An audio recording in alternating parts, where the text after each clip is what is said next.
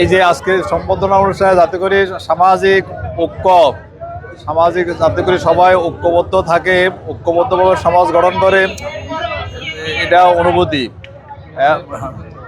এবং ইমাম এবং খতিব মুয়াজ্জিনদের যাতে করে মর্যাদা এভাবে রক্ষা হয়, অন্যান্য মসজিদের ইমাম এবং খতিব মুয়াজ্জিন যাতে করে তারাও মর্যাদা পায়, আলেম সমাজ যাতে করে মর্যাদা পায়, সেই অনুভূতিটা আমি প্রকাশ করতেছি। আলহামদুলিল্লাহ, আমি এখানে প্রায় 30 বছর এই শিবপুর দোস্ত মোহাম্মদ মিয়াজি জামে মসজিদের ইমাম ও খতিব হিসাবে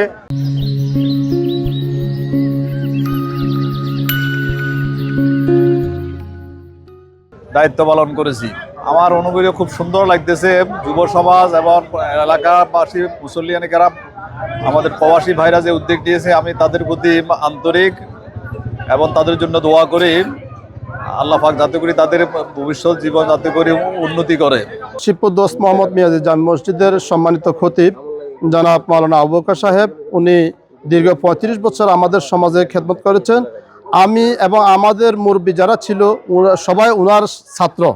তো ওনাকে আজকে আমরা রাজকীয়ভাবে ঘোড়ার গাড়ির মাধ্যমে, বহরের মাধ্যমে, বিশাল বহরের মাধ্যমে আমরা এলাকায় ঘুরিয়ে জনগণকে দেখিয়ে দিতে চাই একজন আলেমকে কিভাবে বিদায় দিতে হয়, একজন আলেমের মর্যাদা কতটুকু, সেটা আমরা আজকে বিশ্ববাসীকে আমরা জানাতে চাই।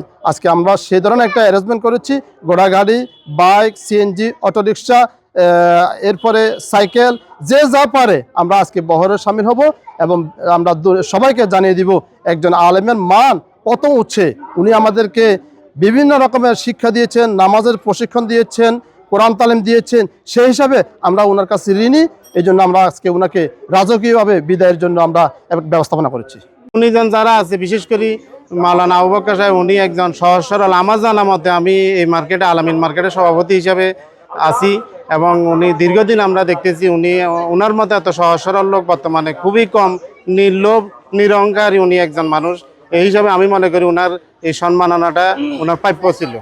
আসসালামু আলাইকুম। আমাদের শ্রদ্ধেয় ইমাম সাহেব আবু বকর, মাওলানা আবু বকর সাহেব দীর্ঘ 35 বছর এখানে ইমামতি করেছেন। উনি সৎ ও নিষ্ঠাবান এবং ন্যায়পরায়ণ মানুষ ছিলেন। উনি অনেক ছাত্র পড়াইছেন। আমার জন্মের আগের থেকে উনি আমাদের মক্তবে পড়ান। ওনার স্টুডেন্ট আমিও ছিলাম। আমি মক্তবে ওনার কাছে পড়েছি।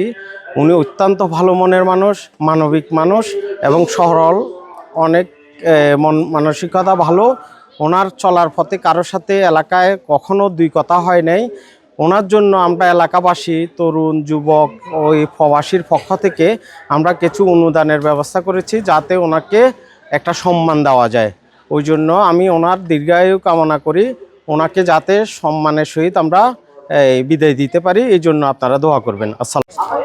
আজকে আমাদের প্রোগ্রামের মূল উদ্দেশ্য হচ্ছে যে আমাদের মসজিদে গত 35 বছর ধরে আমাদের মসজিদের ইমাম ও খতিব হিসেবে দায়িত্ব পালন করতেছেন মাওলানা আবু বকর সাহেব।